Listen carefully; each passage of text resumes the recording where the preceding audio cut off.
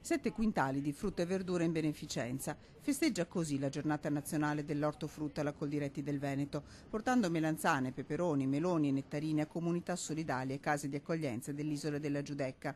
Un settore, quello dell'ortofrutta, che in 5 anni ha perso il 5% della produzione e che continua a perdere redditività.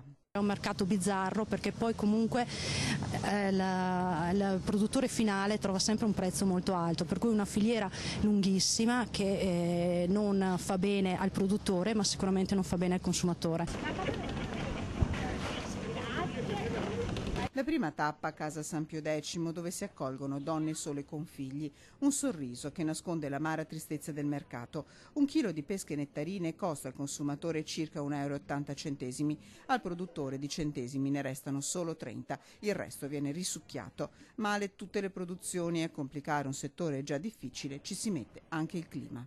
Questa stagione, che si sta rivelando asciutta e molto calda, richiede continue irrigazioni sulle produzioni per salvare il raccolto, però poi nel momento in cui si va a vendere il prodotto a malapena si riescono a coprire i costi di produzione.